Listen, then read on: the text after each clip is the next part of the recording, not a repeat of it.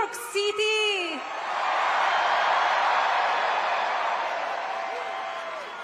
Hello, Madison Square Garden. Our hometown, where architectural symbols of strength, courage, and unity create a canvas for the world's undisputed capital of industry. And now,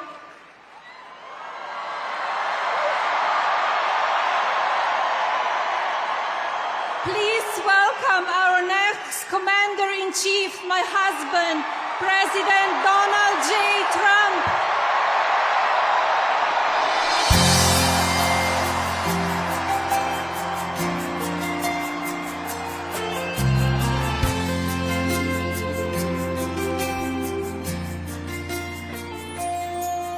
If tomorrow all the things were gone, I'd work for all my life.